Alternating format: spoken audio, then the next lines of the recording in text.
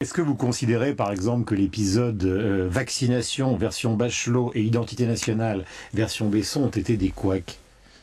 Alors vraiment, Parce qu'il y a Bernard Debré qui tombe sur Bachelot, Oui, Benoît Hamon qui tombe sur Besson en disant que ce débat n'a aucun sens. Bernard Debré dit que la gestion de la crise du médicament ou de la grippe H1N1 a été faite n'importe comment. Écoutez, vraiment, je trouve que le procès qui est fait à Roselyne Bachelot sur la grippe est un procès injuste. Qu'est-ce qu'on aurait dit si nous n'avions pas eu les doses nécessaires, le Tamiflu nécessaire et qu'il y avait eu une pandémie mortelle majeure? On aurait remis en cause 3 fois le plan cancer, cette affaire-là. Oui, j'ai lu cela, mais on aurait remis en cause l'incurie du gouvernement, son incapacité à prévoir les choses, à mettre en œuvre. C'est facile de donner des leçons après coup. C'est facile de constater que le nouveau centre n'a pas engagé une enquête, n'a pas demandé une enquête. Un parlementaire du groupe qui a demandé une commission d'enquête, mais que le Parlement fasse son travail de contrôle, d'explication, de pédagogie, à travers, j'allais dire, l'analyse de l'ensemble de la politique qui a été mise en œuvre. C'est le rôle du Parlement, si le Parlement ne le fait pas. Vous ne vous opposez pas, vous, président du Nouveau Centre, à une commission d'enquête? Il y a un parlementaire qui l'a demandé. Et vous? Mais je ne l'ai pas sous la main, c'est vous que j'ai sous la main. Oui, mais je vous dis, le groupe Nouveau Centre, avec François Sauvadet à sa tête, aura l'occasion d'évoquer ce sujet à sa réunion de groupe et puis de décider ce qu'ils en font. Mais vraiment, je trouve que donner des leçons après coup, c'est tellement facile. C'est tellement facile. En permanence, on explique aux politiques qu'ils savent pas prévoir, qu'ils ne savent pas anticiper. Là, Roselyne Bachelot a pris des mesures. Ces mesures ont permis de se dire que si la pandémie était grave, nous étions couverts. Qu'est-ce qu'on demande de plus? Donc c'est pas un couac. Moi, je refuse de considérer que Roselyne Bachelot n'a pas fait son boulot. On va parler de l'Afghanistan et on va parler du terrorisme dans un instant. Je voudrais qu'on termine sur la situation de certains ministres du gouvernement avec Éric Besson qui était sur LCI à 8h23. Il faut, dit-il, une loi contre la burqa.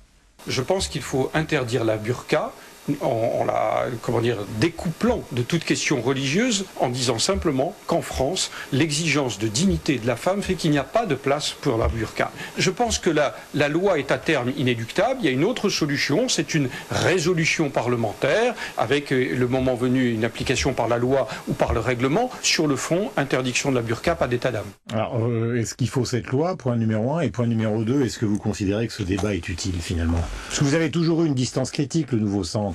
Moi, j'ai toujours... Vous savez, j'ai pas voté la loi sur le voile.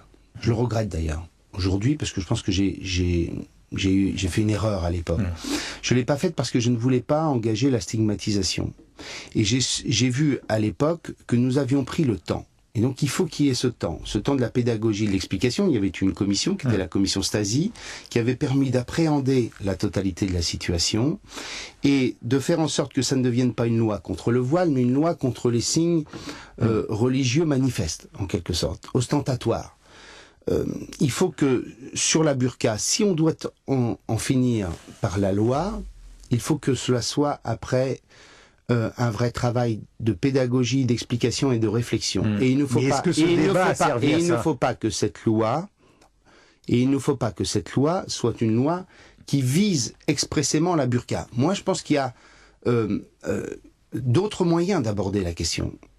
On doit l'aborder notamment en considérant, au-delà de la question de la dignité de la femme, puisque la burqa nous choque tous, de dire est-ce qu'on peut se promener dans la rue en France sans que nous soyons un visage découvert? Bon, évidemment non.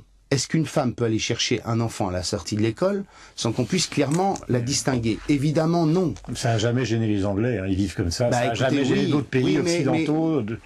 Mais il n'empêche que ça doit se faire avec en tête en permanence l'idée de ne pas stigmatiser une religion. Mais alors, est-ce que ce débat a été utile dans ce domaine? Est-ce que vous considérez... Il a été lancé. Je veux dire, il n'a pas été lancé par Éric Besson, le débat sur la burqa.